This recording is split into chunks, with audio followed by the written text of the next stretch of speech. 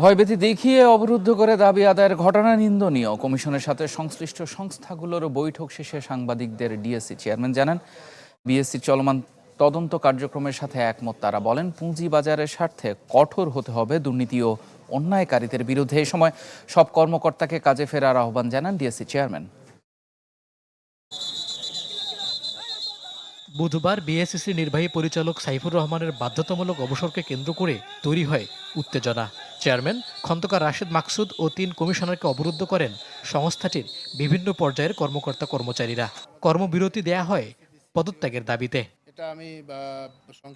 এমন বাস্তবতায় নিজেদের অবস্থান তুলে ধরতে কমিশনের সঙ্গে বৈঠকে বসে DSE, CSE, DBL, CDBL, brokerage house সহ সংশ্লিষ্ট সংস্থাগুলোর শীর্ষ ব্যক্তিরা।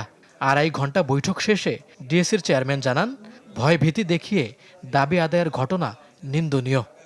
একটি রেগুলেটরি প্রতিষ্ঠানে যে ধরনের বিশৃঙ্খলার মাধ্যমে দাবি দেওয়া আদায়ের প্রচেষ্টা নেওয়া হয়েছিল, সেটি কোনোভাবেই কাম্য নয়।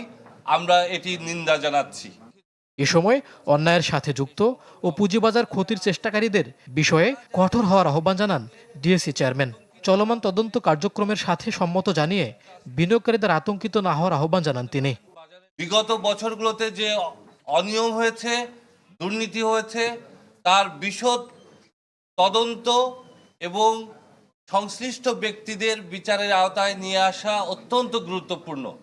চলমান যে তদন্ত কার্যক্রম, তার সাথে বাজার সংশ্লিষ্ট আমরা সবাই একাত্মতা ঘোষণা করছি। বৈঠক শেষে কর্মকর্তা কর্মচারীদের কাজে ফেরার আহ্বান জানান বিএসইসি চেয়ারম্যান।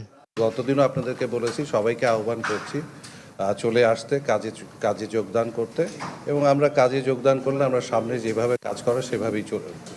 বুধবারের ঘটনায় বিএসইসির ১৬ কর্মকর্তা কর্মচারীর বিরুদ্ধে মামলা করেন বিএসইসি চেয়ারম্যানের গানম্যান।